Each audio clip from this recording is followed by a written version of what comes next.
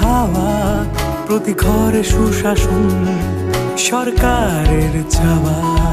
যা রয়েছে বাকি জনগণের অধিকার, সব পাচ্ছে কি হবে দেখা মেলা শিবিরে।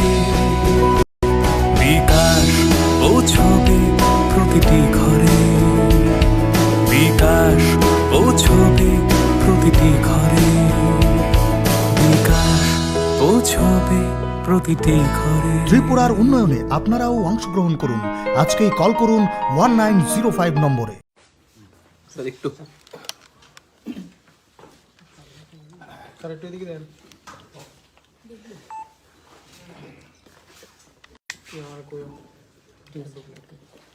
ভারতবর্ষের যশস্বী প্রধানমন্ত্রী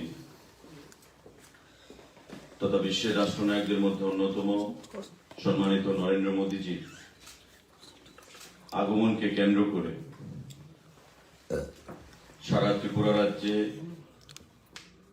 প্রশাসনিকভাবে এবং সাধারণ জনগণের মধ্যে একটা আলাদা উৎসাহ এবং উন্মাদনা পরিলক্ষিত হচ্ছে।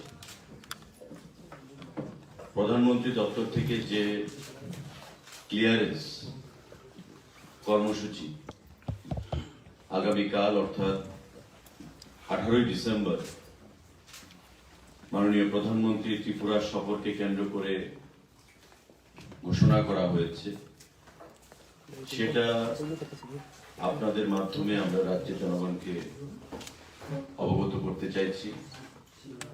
এবং আগরতলায় আসার পর ওনার কি কি কর্মসূচি থাকবে সে বিষয়ে আপনাদেরকে অবগত করতে চাইছি রাজ্য সরকারের তরফ থেকে। ইতিমধ্যে আপনারা দেখেছেন প্রস্তাবিত আগরতলার যে বিবেকানন্দ ময়দান, যেখানে সম্মানিত প্রধানমন্ত্রী ভাষণ দেবেন, সম্পূর্ণভাবে এসপিজির দ্বারা কর্ডন করে রাখা হয়েছে এবং টোটাল মাঠের যে তত্ত্বাবধান সেটা রাজ্য পুলিশ, রাজ্য প্রশাসন এবং এসপিজি সকলে মিলে সেখানে মঞ্চের কাজ থেকে শুরু করে মাঠের যে কাজ সেগুলো পর্যালোচনা করা হচ্ছে। আমাদের মাননীয় মুখ্যমন্ত্রীও অন্যান্য মন্ত্রী পরিষদের সদস্যদের সঙ্গে, আধিকারিকদের সঙ্গে দফায় দফায় সেখানে বৈঠক করেছেন, খোঁজ খবর নিয়েছেন এবং নিজে ব্যক্তিগতভাবে সেখানে উপস্থিত থেকে কাজকে পর্যালোচনা করছেন এবং তার তত্ত্বাবধানে সমস্ত কাজগুলো সংগঠিত হচ্ছে। মাননীয় প্রধানমন্ত্রী আগামীকাল দুপুর 2:15 নাগাদ আগরতলার এমবিবি আন্তর্জাতিক বিমানবন্দরে সেখানে ওনার অবতরণ হবে। সেখানে মুখ্যমন্ত্রী, উপমুখ্যমন্ত্রী, গভর্নর, কেন্দ্রীয় মন্ত্রী, সাংসদ, রাজ্য পুলিশের মহানির্দেশক অর্থাৎ DGP, chief secretary, DM, SP সম্মানিত প্রধানমন্ত্রীকে স্বাগত জানাবেন এবং সেখান থেকে আমাদের আস্তাবল ময়দানের উদ্দেশ্যে মাননীয় প্রধানমন্ত্রীর কনভয় রওনা দেবে এবং আস্তাবল ময়দানে ওনার যে প্রস্তাবিত কর্মসূচি, সেই প্রস্তাবিত কর্মসূচির মধ্যে রয়েছে গৃহপ্রবেশ 1,51,019, প্রধানমন্ত্রী আবাস যোজনা গ্রামীণ।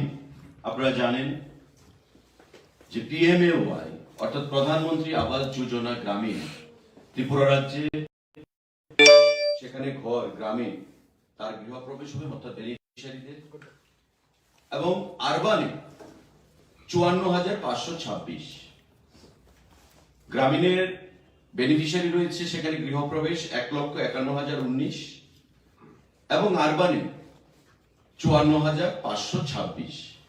এই যে বেনিফিশিয়ারি গুলো তাদের গৃহপ্রবেশ মাননীয় প্রধানমন্ত্রীর দ্বারা ভার্চুয়ালি সেখানে সম্পন্ন হবে। তৎসঙ্গে inauguration of state institute of hotel management at Anandanagar, widening of Agartala bypass, Khayerpur Amtali যে রোডটা হয়েছে প্রশস্ত করা হয়েছে সেটা NH8 road, Agartala government dental college and IGM hospital. আপনারা জানেন যে গত পরশুদিন আমাদের সম্মানিত মুখ্যমন্ত্রী প্রফেসর ডক্টর মানিক শাহ সাংবাদিক বৈঠক করে DCI ডেন্টাল কাউন্সিল অফ ইন্ডিয়ার যে অনুমোদন প্রদান করা হয়েছে ত্রিপুরা রাজ্যের ডেন্টাল কলেজের জন্য প্রথমবারের মতো, যার মধ্যে প্রতি বছর 50টা সিট থাকবে ছাত্রদের জন্য ভর্তির জন্য। এই ডেন্টাল কাউন্সিলের অনুমোদন পাওয়ার পর এই যে কলেজ বা ইনস্টিটিউট তার শুভারম্ভ বা উদ্বোধন করবেন আমাদের দেশের যশস্বী প্রধানমন্ত্রী নরেন্দ্র মোদীজি।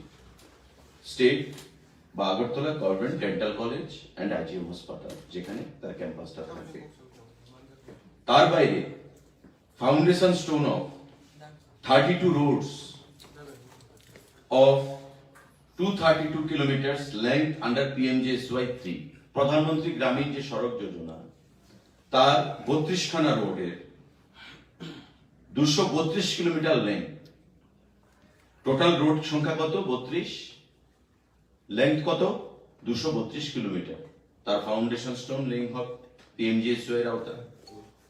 112টা road project state and district highways এর উপর, যার টোটাল ডিস্টেন্স হচ্ছে 542 কিলোমিটার। আমাদের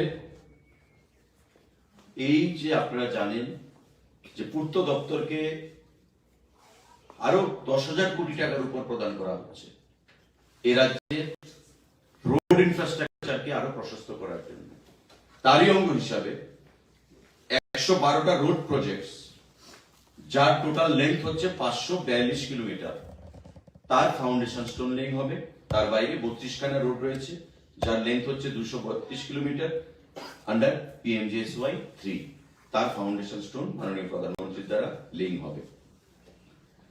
ইনোগ্রেশন যেগুলো হবে হোটেল ম্যানেজমেন্ট ইনস্টিটিউট সেটা আমরা বলেছি, widening of Agartala bypass, Khayerpur Amtali যে লেনটা রাস্তা বাইপাসটা রয়েছে তার, এবং স্টেট বা Agartala government dental college and IGM হাসপাতাল তার ইনোগ্রেশন হবে।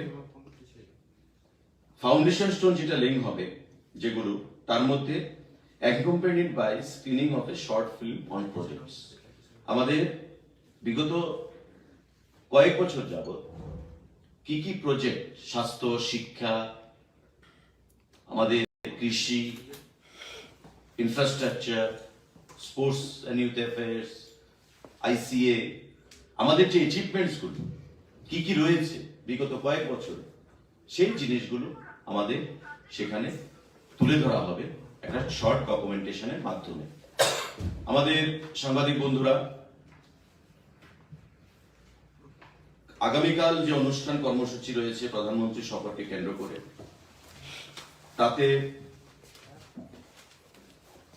সারা রাজ্য থেকে একটা বিশাল পরিমাণে জনঢল আমরা দেখতে পাবো, যা বিগত রেকর্ডকে ম্লান করে দিয়ে নতুন রেকর্ড তৈরি করেছে। এবং তার জন্য সারা রাজ্য থেকে আমাদের যে এস্টিমেশন অফিসিয়ালি, যদিও সংখ্যাটা তার অনেক বেশি হবে, অফিসিয়ালি যে এস্টিমেশন এসছে প্রায় 72,000 লোক আগামীকাল হাস্তাবল ময়দানে উপস্থিত থাকবে। সংখ্যাটা বেশি হবে কিন্তু অফিসিয়াল যে রেকর্ড আমাদেরকে বলা হয়েছে 72,000-এর মতো লোক আগামীকাল হাস্তাবল ময়দানে উপস্থিত থাকবে। সারা রাজ্যের ছোট বড় সমস্ত গাড়ি সেখানে বুকিং করা হয়েছে। তার বাইরে স্পেশাল ট্রেন উত্তর জেলা এবং দক্ষিণ জেলা থেকে আগরতলার বাধারঘাট এবং যোগেন্দ্রনগর স্টেশনে পর্যন্ত আনা হচ্ছে।